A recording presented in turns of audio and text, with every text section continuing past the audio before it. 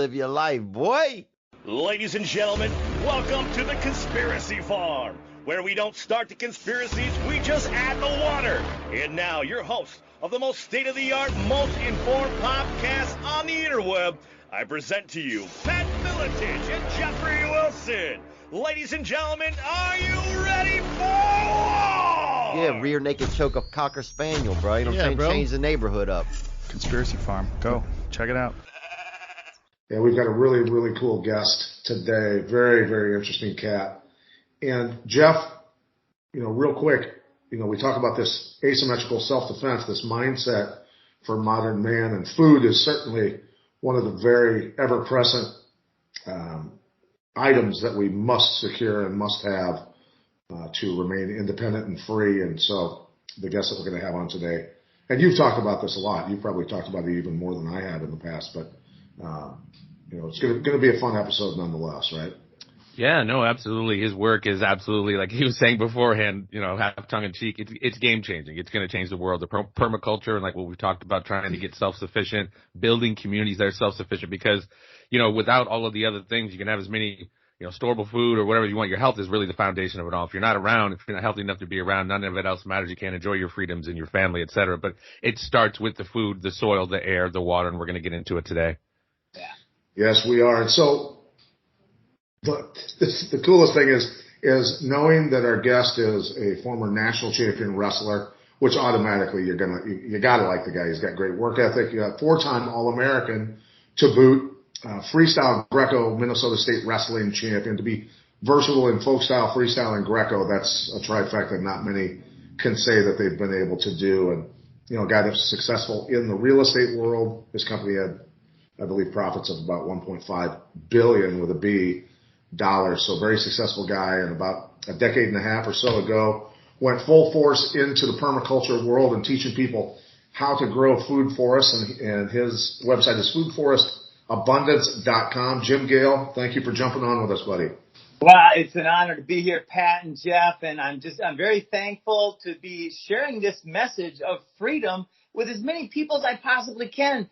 And this message is so freaking real. What I'm going to share today is not a hypothetical solution to all of the world's biggest problems. It's a demonstratable solution to all of the world's biggest problems. And I'm talking about mass extinction and deforestation and cancer and diabetes and heart disease and hunger and tyranny. This solves it all. It does. So tell us your transition from that world of business and real estate and everything like that. You made a ton of money and you just kind of decided to check out for a while, right? I did. I was in the mortgage industry and I loved it at the beginning because my goal was to make money because I was broke.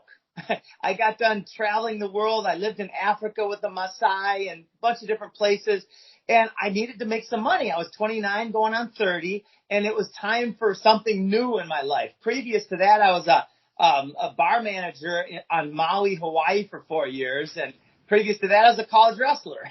So I wrote my goals, and that's so important, as you both know, to create an inspired vision of yourself in the future, and then to work yourself into that vision. The goals were the foundation of my success, and I know for sure Napoleon Hill was right when he said, whatever the mind can conceive and believe, it can achieve. That's a powerful statement, and I believed that statement, so I said, I have no limits. And so that was, a long time ago, a past life. I got done with the mortgage industry because I started to really feel that this is not the type of industry that I wanted to live in. So I then found permaculture, and that's when my whole world just turned upside down for a while, because the first thing I found was the problems. Permaculture is about solutions, but it helped to expose the problems on such a core level that I've been obsessed with it ever since. So, Jim, who were your mentors in the permaculture world? Who were the guys that came before you and gave you, kind of handed the mantle over to you? Oh, the giants, the people. I think Bill Mollison and David Holmgren will be known in the history books of our world. In fact, I'm getting emotional. They will be known as the people who created the kind of the business model. The model, business is like so small compared to what permaculture is. And business is, by the way, part of permaculture, right? The voluntary exchange and the ethical exchange of value is the foundation of permaculture. It's ethics. So Bill Mollison, David Holmgren, and then all of the permaculturists around the world, I've watched thousands of hours from all these amazing people who have proven these solutions. It's so very interesting. Anytime I've noticed you, Jim, you mention the name Bill Mollison, it chokes you up. Especially the quote, "The problems of the world are increasingly complex. The solutions remain embarrassingly simple." And each time I've heard you mention him in that quote, you know, you have to take a second, catch your breath, because obviously he has seriously impacted you and the direction of your life. Oh my God. His stories, if you're ever bored on a Sunday afternoon or something and you're looking for some wisdom and some inspiration, watch Bill Mollison's Trump story or his whale story or any of his lectures. He's got a way of speaking that is so direct and so engaging and also full of wisdom. Now, explain the concept of permaculture, and because it is such an amazing world, and people think about gardens and things. I've gardened since I'm thinking probably 12 years old. I had a garden out in my mom's backyard, and I used all the dog shit. We had 4 dogs, and I fertilized it with dog poop and all that sort of stuff, and grew tomatoes and peppers and cucumbers and everything else. And so I've been into the gardening thing, but I wasn't familiar with the permaculture world until the last few years when a lot of it has exploded, of course, because of things going on in the world. Yes. Permaculture originally stood for permanent agriculture, and now it's really permanent culture as a holistic way of looking at how our culture is existing. The path that we have been on by design, right? When Henry Kissinger 50-some years ago said, if you want to control nations, control oil. If you want to control people, control food. If you want to control the world, control the world's currency. That wasn't just the ramblings of a madman, because who would talk about controlling the world? A James Bond freaking villain? That was the guy who met with every U.S. president and who appointed Klaus Schwab.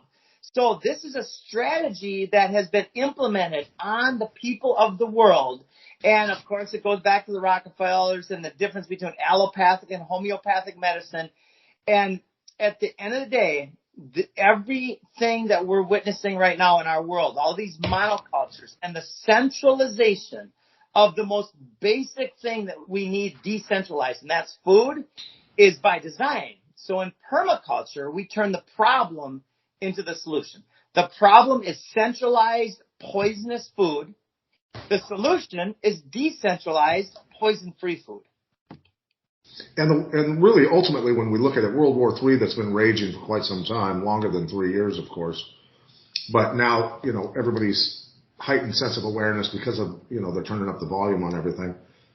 The war literally is taking place at the soil, at the dirt. That's where the war is taking place. The most destructive part of this war is on our soil. The soil is the immune system of the earth. It's the foundation of health and wellness of everything that we hold dear. And yes, they've been poisoning it and mining it and using monocultures in such a way where, well, it's radically unsustainable and all unsustainable systems fail. And yet, this is what's so amazing is a perennial edible landscape takes less maintenance than a lawn and will provide an absolutely epic amount of food. So now tell us, you just sent us a video not that long ago of doing a permaculture farm, a food forest at a school. So talk about that. And that's something that should be happening at every school across the country, in my mind. It sure is. And we make it so logical because right now a school looks at a school garden as a liability from a cash flow point of view. And they look at it as a good educational tool, but other than that, it's kind of a liability. We turn that thought process, we turn these food forests into assets.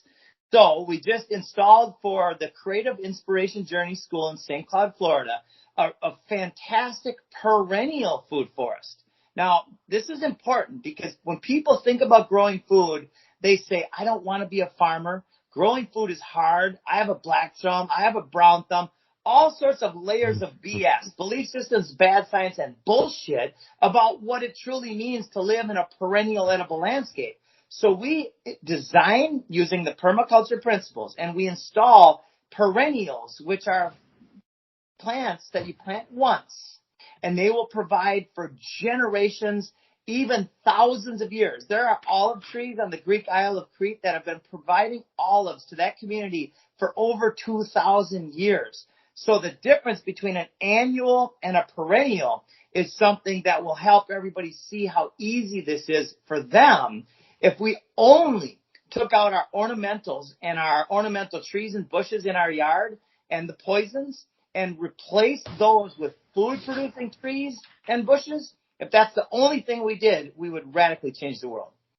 Yeah, I was going to ask you to differentiate between annuals and perennials. I mean, most people do know, but I think as it relates to permaculture, it's important to understand that difference. And if you can't speak to, and you mentioned this, the importance of the design of the food farm and have it mimic nature the best way possible for success, basically. You nailed it, Jeff. So permaculture starts with mimicking natural systems, observing what is thriving in a natural system, and then modeling after that and finding how to create the type of plant combinations. They're called guilds. A guild is a community of plants that support each other. And when you put a proper guild in place, like on the ground level, you've got comfrey and perennial peanut, and maybe you've got some pigeon pea and some mimosa, and those plants actually create nutrients and nitrogen for the soil. And then they also cover the soil. And then above that, you've got maybe a shorter raspberry bush or blackberry or blueberry. And then you've got maybe a shorter fruit tree. And then maybe you've got an overstory canopy fruit tree all in one area. And maybe you've even got some sweet potatoes, turmeric or ginger or taro or yucca on the base of that. And now in one area the size of one fruit tree, you've got a dozen plants providing food and habitat for whatever season that you have. In Minnesota and North Dakota, it might be 6 months of the year. Here in Florida, of course, it's 12. Now, also on top of this, you want to be completely sustainable. You want to be able to have potentially wind power, wind to drive your well water up, solar power, water storage, a lot of other things. Is this something that you guys also incorporate into your designs when you meet with a homeowner or a farm owner or somebody similar to that? Absolutely, Pat. In fact, we learn in permaculture, you're constantly observing and interacting and making small changes and adapting to the environment. So when I started this, I started making fancy greenhouses, and I was off track, but I knew that I would get on track eventually. And when I finally let go of all the fancy shit and just started modeling permaculture, which is building soil, by the way, right? I love the idea in certain circumstances of hydroponics, but in most circumstances, they're not the best return on money. I love the idea of growing food on your roof in 1 out of 10 circumstances, but it's building soil and putting the food in the soil that is the ultimate ROI on every single level. It's the natural way. And one more thing about the educational piece. So, and what you just said is after the years of really being obsessed with the question, how do we catalyze a shift in awareness that leads to mass adoption of this logical and beneficial thing? And I really have been obsessed about that for 15 years. More recently, I've transitioned to joyful obsession, which was a big difference because it got rid of the scarcity, and now it's just pure fun. So we've taken all of the elements of what we call freedom, and we've put them all into a Freedom Farm Academy. Let's imagine an acre of land where you have all of the food, all of the water, all of the energy needs you need to thrive, not just survive. Permaculture is not about survival. It's about thrival. You've got all of the systems you need, so you never have to leave your property, and you can thrive.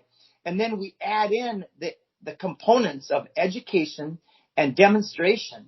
And when we turn that homestead into a business model that helps the community also grow food, it's going global fast.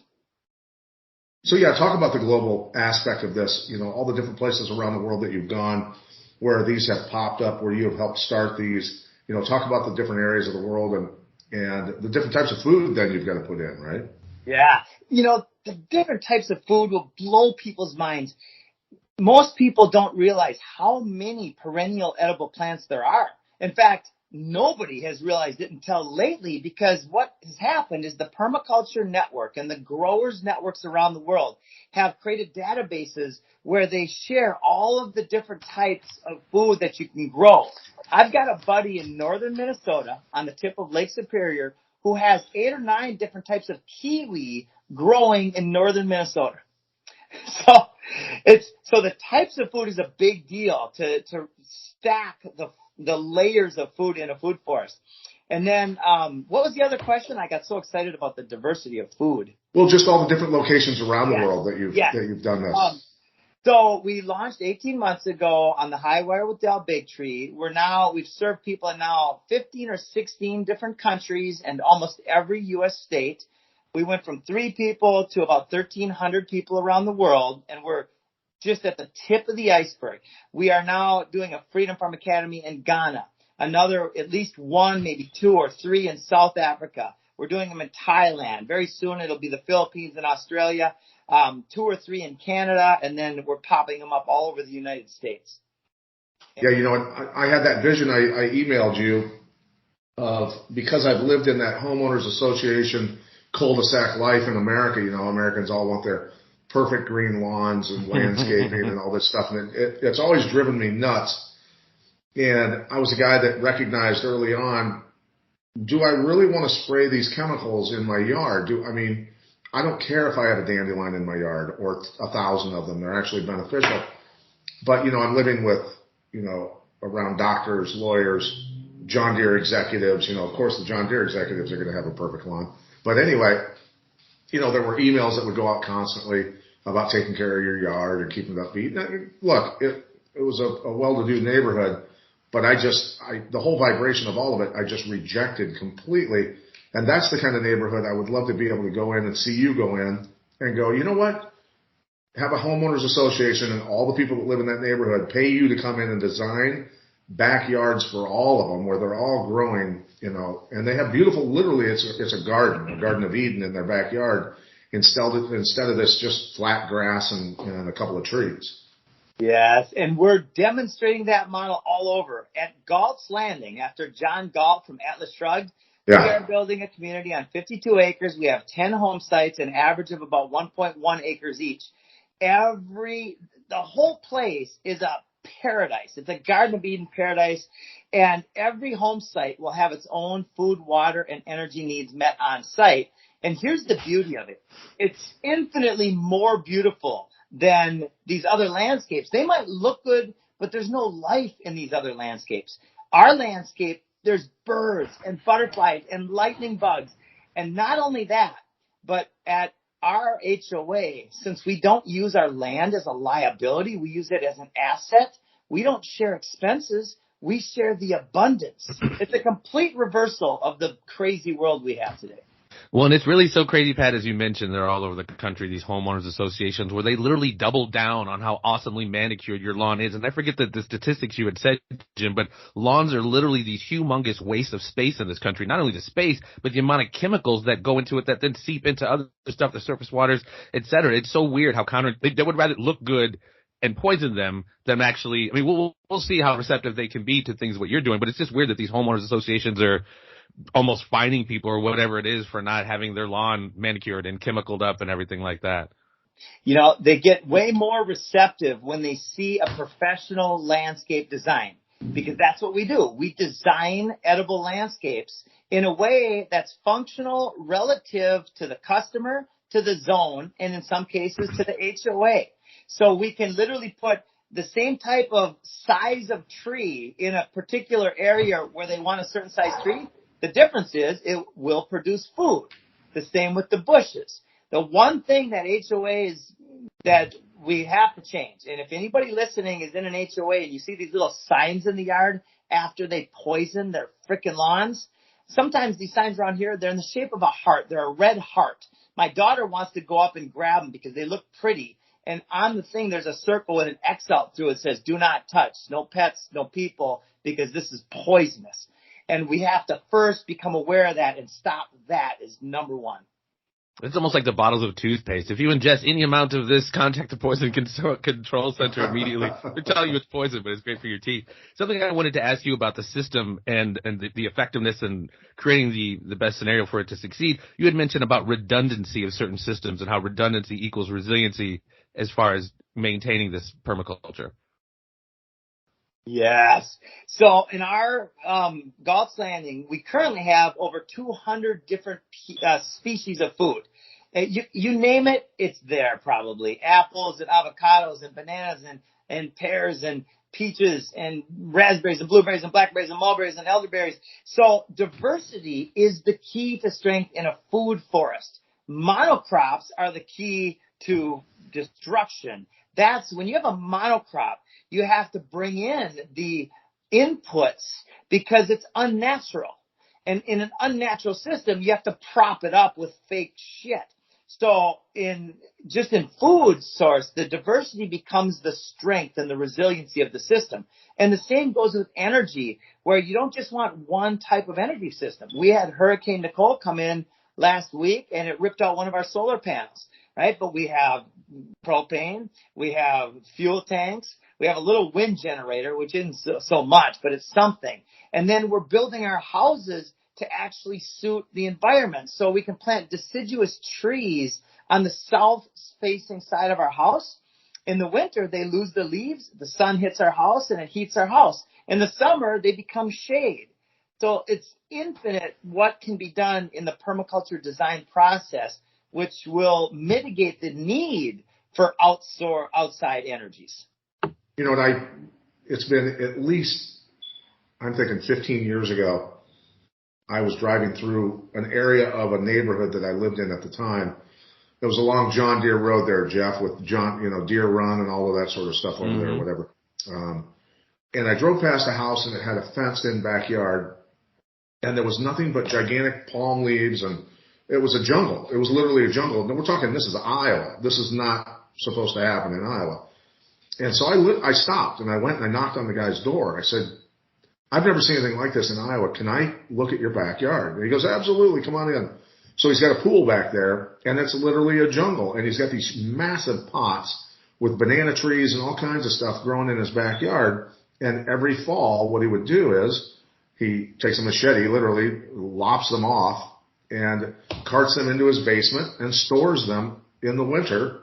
And then he would bring them back out in the spring and they'd grow again. And he'd do that every single year. So it's pretty cool, just people thinking out of the box like that, just like you, Jim, that, it's 2% of the population that are visionaries, from what I'm told by a good friend of mine in the ag industry, a very, very bright guy who looked at me one day and he said, 2% of the population are visionaries, about 12% are people that will go along with you right away, and then the rest of the population will drag their feet until they see all of the change happening that you're doing. And that's, you're obviously a visionary. So it's cool to just tap into some of your thoughts in your brain.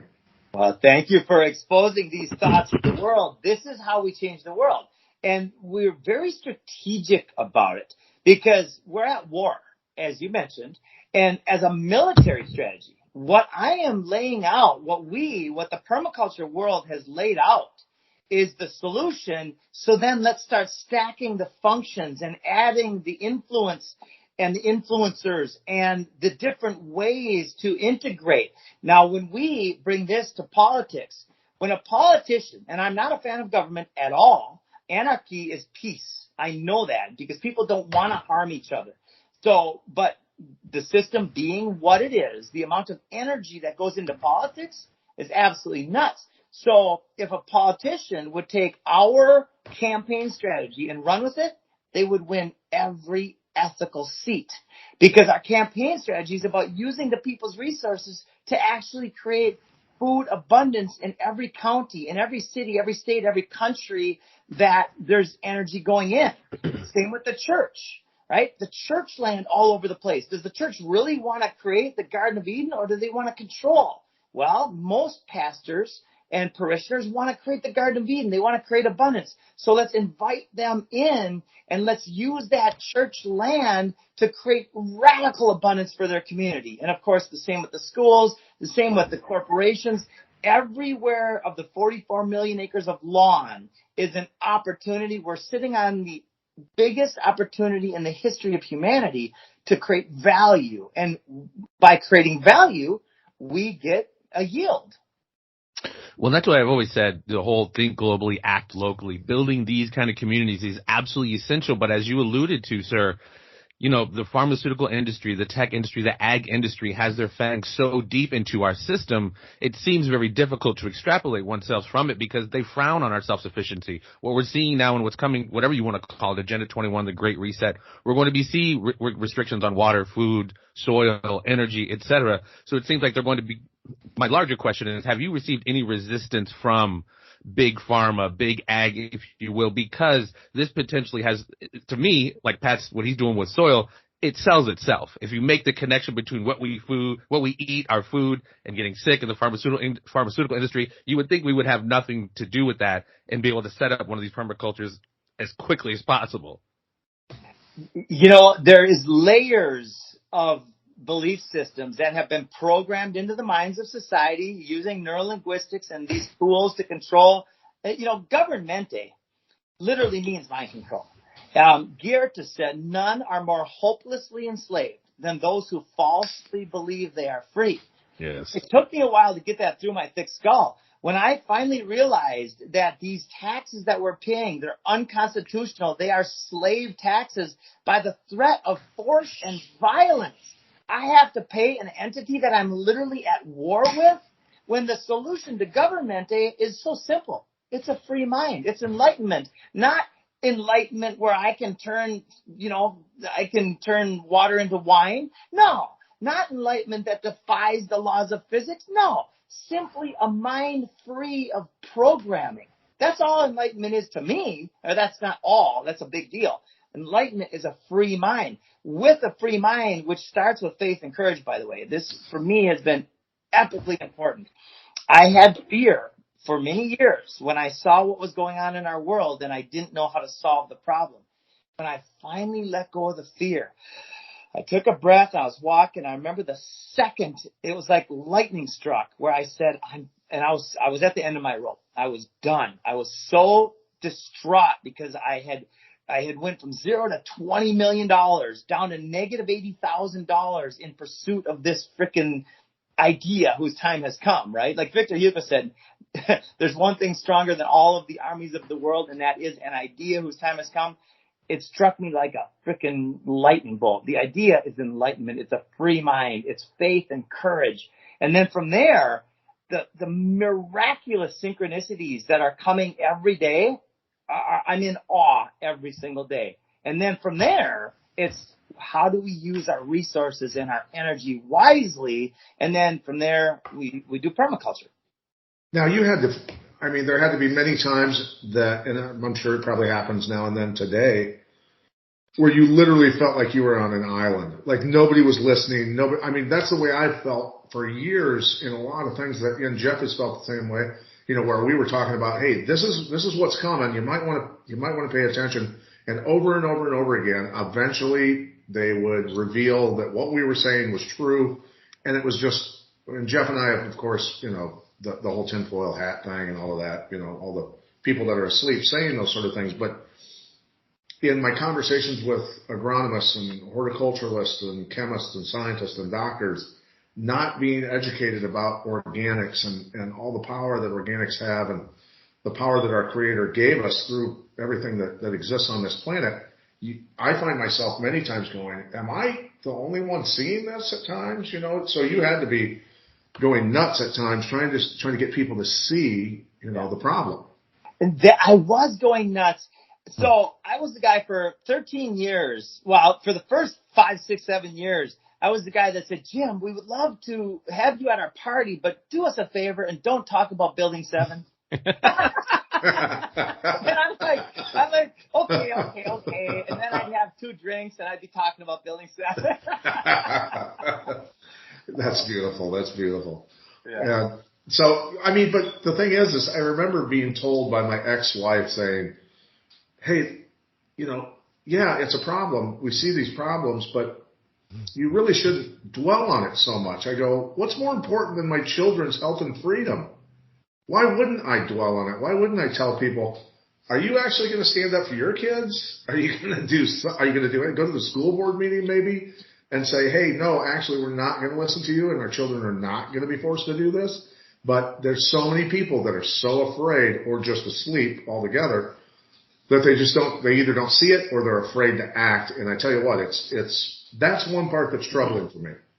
It has been massively troubling for me. Sorry, am I back? Yep. Okay. Yep. That was my biggest trouble. Was I've got 4 daughters, and when I learned of what was going on and who was behind it and the degradation of our natural systems, I went through basically it was 15 years ago, and 13 years were pretty much a little bit obsessed in scarcity because I didn't see a path. When I finally realized that it's not just me that's spirit, it's everybody's spirit. We're all part of a bigger thing, a bigger frequency, a bigger thing. Some people call God or source, nature. I like to use the word God because that's how I was growing up or raised. And so when I look at what is going on, they are my biggest motivation. When I'm bored for a second, which I'm very rarely bored, but if I don't know what to do next, I picture my daughters and I picture them.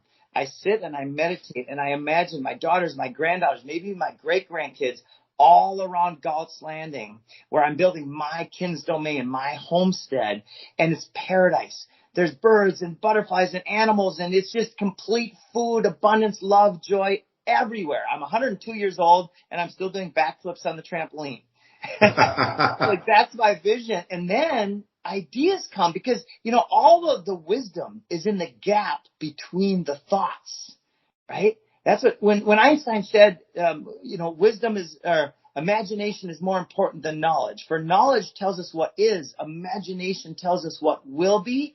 That's what I visualize every day. And then I open my mind, and then all of a sudden a new idea will come that will just blow my mind. And then inspired action is the result of that idea. Yeah, that's the thing. Go ahead, Jeff. Sorry.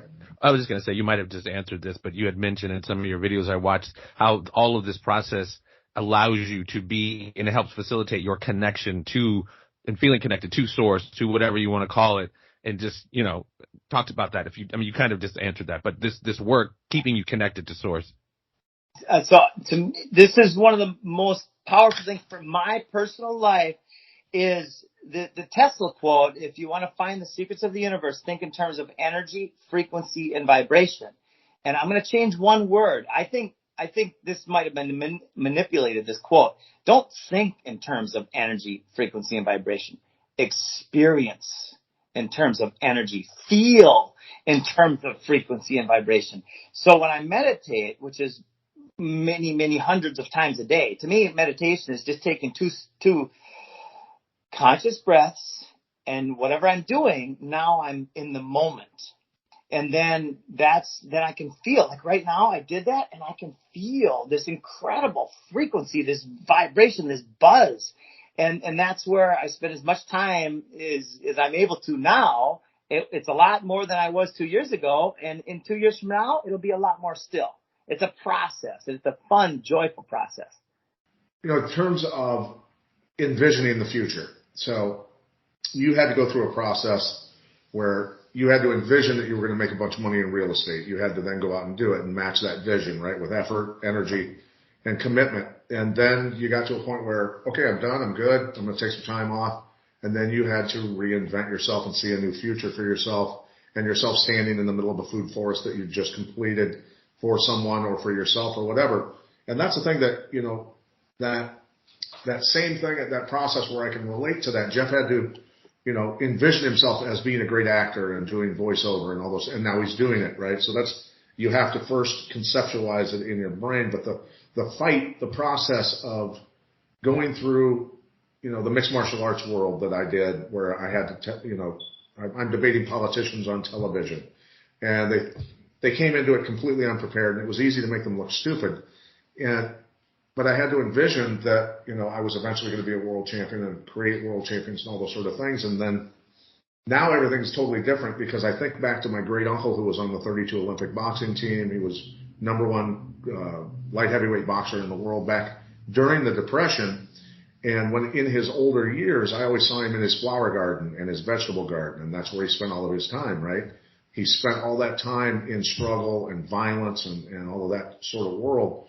And it literally was the exact same process for me, where all I wanted when I was done fighting was to be out in the country, to have gardens, to have wildflowers all around me, things like that. So it's the same process, and that's everything that I dream of.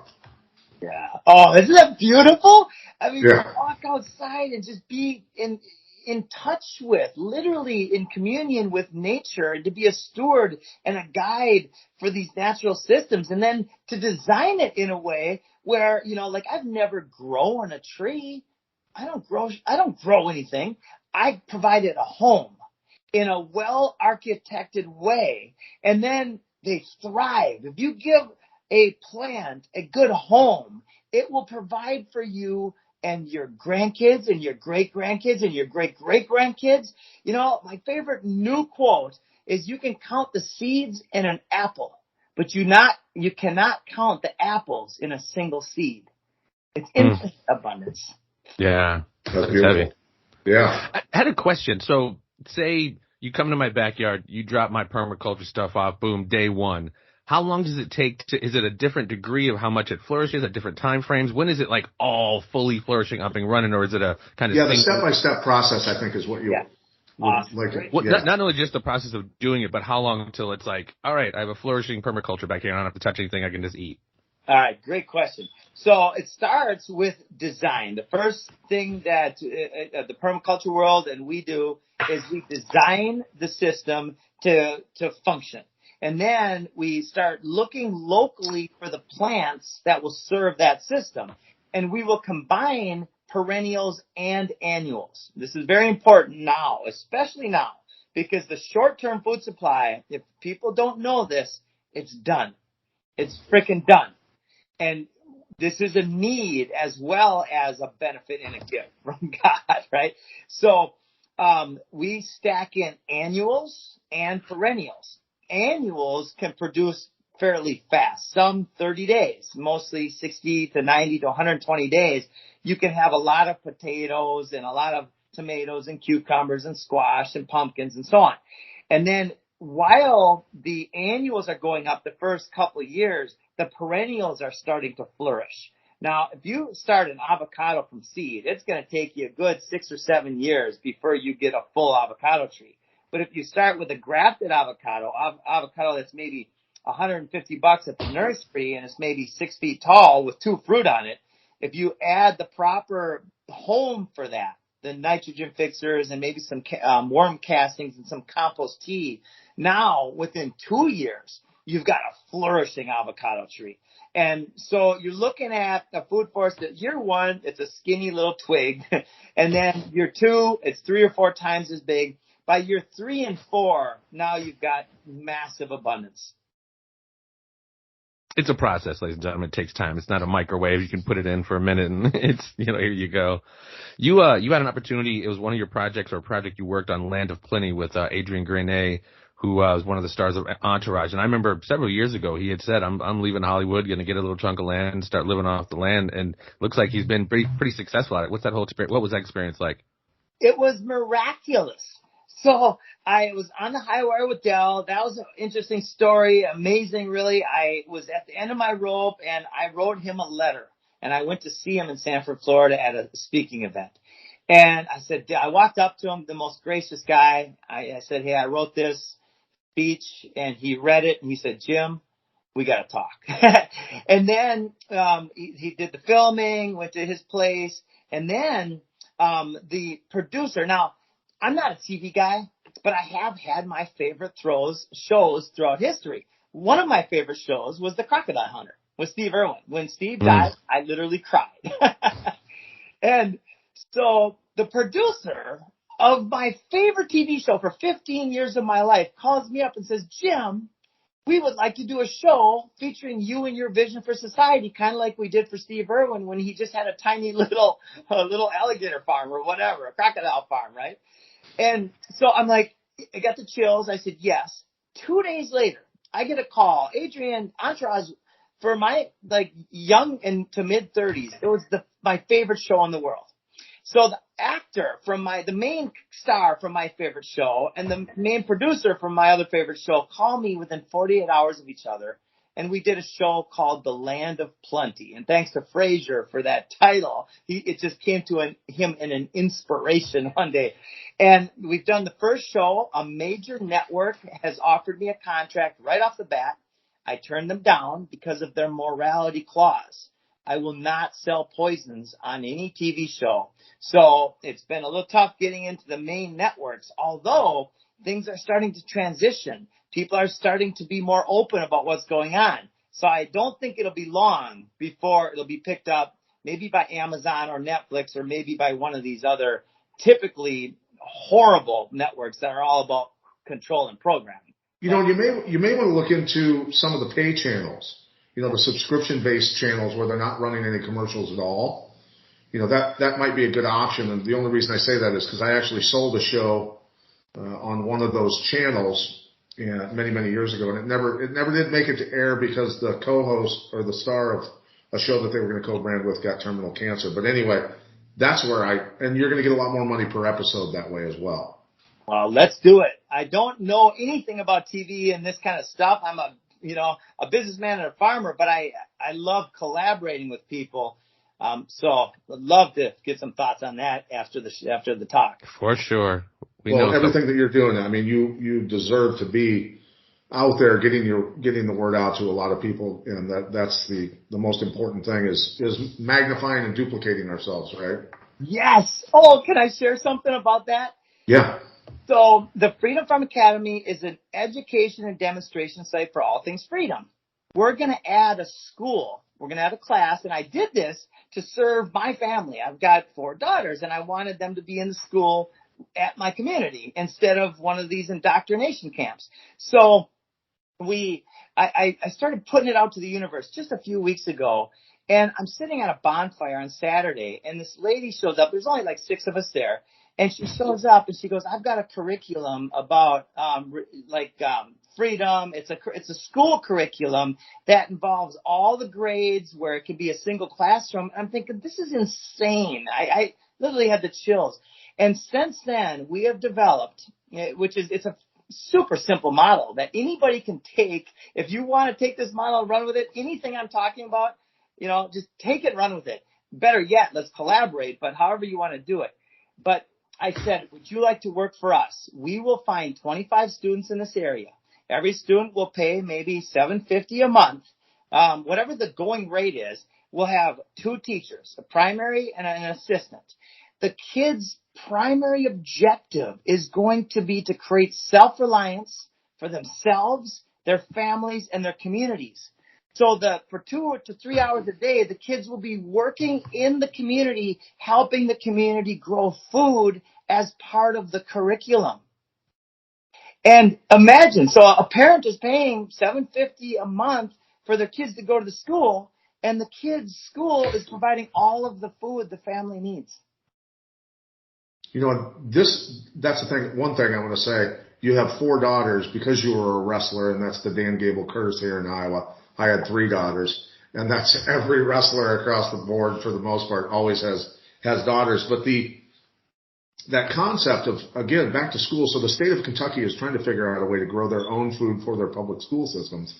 And this is how you do it. And I think, every mayor across the country needs to be made aware of this. You need to be speaking at, conventions of, where the mayors gather, right? In Washington, D.C. and the governors and things like that, and going, This is what needs to happen. This absolutely has to happen. And the switch of consciousness for citizens has to force this. And by what we buy and what we don't buy will dictate what these people are able to make a living at, right? And so that's where we have to educate people in mass as quickly as possible to just say, okay, that whole section of the middle of the store, you don't buy that. You don't buy that anymore.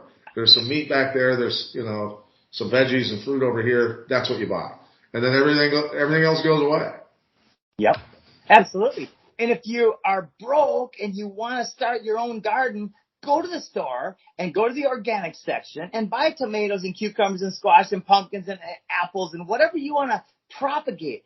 Then take the seeds out. You still eat the plant. You eat the food. So you didn't spend another nickel. You still ate the food. Now you took the seeds out, and now you can start your own farm inside your house with the right lighting and airflow, or outside your house just by resourcefulness without having to have an extra dollar. So this is not for rich people. This is for everybody. Yeah, and the seed, saving the seeds, putting them. You suggest putting them out on newspaper or paper towels to let them dry out, and then bagging them up in Ziploc baggies after they're dry, and label them what they are and when you put them away, all that sort of stuff. And that's probably the best way to do it, isn't it? Absolutely. And YouTube or social media, it's all there. If you want to learn how do I propagate tomatoes in Minnesota or in winter, boom, type it in, and it's probably exactly there. So you just follow the 2-minute to 10-minute video, and you're growing food tomorrow. Yeah. Well, go ahead, Jeff. No, I was just going to say, man, talking about serendipity and you getting a phone call from your favorite producer and then a certain person over here, we have these different moments in time that are so very serendipitous. And I'm having to say, I'm biased and I've obviously got much love for you, brother. But Pat, I mean, between you two, what you guys are talking about now at this phase of your life, this moment, everything happens for an absolute reason. Pat, what you're doing, changing the game on getting people's word out about soil, and Jim, what you're doing about permaculture and growing good food, this is the tag team champs, future tag team champs right here. We are definitely going to talk offline about possibly getting something. We have some contacts out in LA, some show producers, showrunners, etc. But this was not an accident. I don't know how well you guys know each other or how much you guys have talked before, but you guys are at a point in your life where you guys could definitely complement each other right now. Oh, God. In fact, Pat, can you share, because the soil, we are so excited to share with the world, the soil that you have brought to me. Can you detail that? Yeah, the humic fulvic acid, it's the most nutrient-rich substance that I've ever found in 35 years, and it brings soil back to life. You only need 1/8 to 1/4 of a pound of it injected into the soil with water, and it starts breaking the soil down and converting it to 60,000-year-old nutrient-rich, microbe-rich soil, and it's done incredible things across the board for livestock, for soil, for crops, for gardens. It's truly been an amazing journey. And again, it's that running into brick walls over and over. I've got a pretty thick forehead so I can smash through them. But the world and the way everybody's been educated in these agriculture departments and a lot of other places where they're going, okay, I've had people say to me, are you an agronomist? And I go, no, I got punched in the face for a living. But I've just learned a few things over the years, and it all makes sense once you learn human health and how we tick and why organics work with us and how we are identical to the soil and all of that. And so, yeah, it all goes together. And the more nutrient-rich the food, the more nutrient-rich the plants, the more resistant they are to bugs wanting to eat them, to weeds wanting to take them over, to even frost. I had a buddy who just sent me a message on Facebook. He commented on I posted a picture of a tomato picked 6 weeks ago, and it's still in pristine condition sitting on the counter. It wasn't refrigerated. No pesticides, no fungicides, no herbicides, no nothing, and just the humic fulvic acid used, all those that nutrient-rich substance. And the tomato's in perfect condition, and I took a picture of it before I ate it because it's 6 weeks old, a month and a half been sitting there. And my buddy who lives 7,500 feet up in the mountains in New Mexico, down in southern New Mexico, says, dude, it's been 20 degrees every night here for quite a while now, and my garden isn't even phased because of your product. So that's how tough these plants become when they have true organic nutrients in them. Like, they're bulletproof. I'm excited, man, to throw this stuff all over the permacultures. You're building the food forests. Yes, so I'm so excited, Pat, about this product. So our Freedom Farm Academies, they're retail centers to demonstrate and to sell everything related to abundance and freedom. So your product is going to be at every one of our Freedom Farm Academies to wherever they can be delivered, right? Maybe not in Ghana, but everywhere in the United States and Canada, that's for sure. Right. So now when you look at the old TV shows of, where they do a home makeover, right? And they put the RV in front of the people, and then they move the RV and they see the new house and all that sort of stuff. I mean, this is the concept you would love to be able to do in neighborhoods all across America, right? There's 44 million acres of lawn in the United States alone. That is the opportunity to transition half of that lawn, right? Half. Some lawn is valuable. My wife wants a little bit of lawn. I'm like, great. But when we take half of that and turn it to perennial edible landscapes, everywhere is an opportunity, and it's maximum benefit. One fruit tree in the ground is going to double in value just based on the size of the fruit tree within 12 months. So now you start looking at the return on investment about the fruit that it produces. And now you're talking about literally infinite returns. So yes. So do you play golf at all, Jim? Yes. Okay, so 22 million acres can be permaculture. The other 22 million can be putting greens. Boom. Can you imagine walking through a golf course where there's food growing everywhere? The amount of life, you hit a ball off into the woods, which is about half of my shots, and I go in and I come out with a handful of food, for real. Yeah.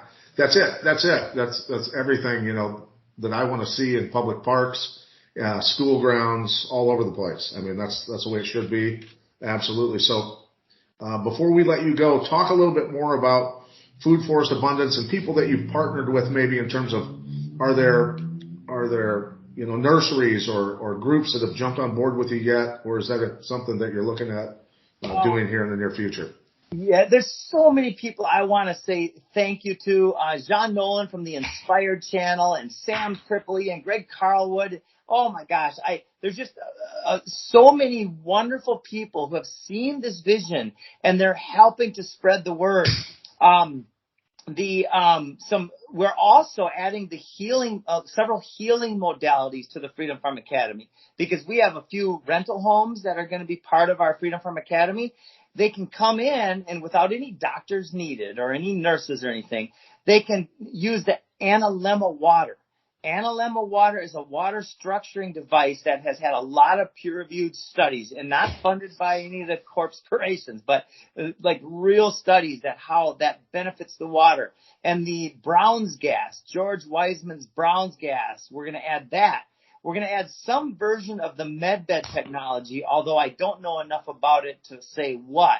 But so we're going to add all of these things in, and this is just the tip of the iceberg. And so the structured water, it changes the molecular structure of the water so that the water is more easily absorbed by plants, animals, humans, everything, right? Yes.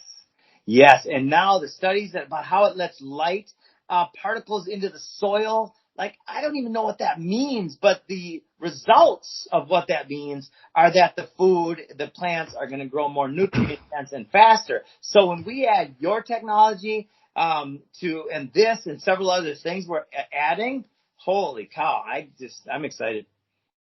Beautiful. So is there anything else? How can people follow you on social media, number one? So we've got the Jim Gale Show, which you'll be on here soon, buddy. Yes, sir. Right. And then we've got Food Forest Abundance. We've got all sorts of social media going. We're moving away from the controlled platforms. In fact, I was just on with Sayer G this weekend. He's a fantastic human being, and he's got Unite.live, and that's going to be kind of our home base. Unite.live is a great platform. Okay. Thank you very much, Jeff. You got anything in closing? I'm inspired, boys. I am inspired. We all wanted better ways to live, and this isn't hypothetical. It's so cool. You're doing this. And like you said, this is just the tip of the spear. And like the whole function of this show, Pat and I spent many years diagnosing certain problems. It's so freaking cool And hopefully we're doing it a little part in this show, but you two boys are definitely being the change you wish to see. And I just definitely want to see more of it. And like I said, we're going to talk off air. This is just the beginning, man. And I wish you obviously nothing but the best, because this is going to blow up, man. This is going to blow up as well it should. Beautiful. All right. Well, for our prestige guest, Jim Gale, what a visionary. It's been a blast talking to you. And for my co-host, Jeffrey Wilson, this is Pat Miletich signing off. Awesome.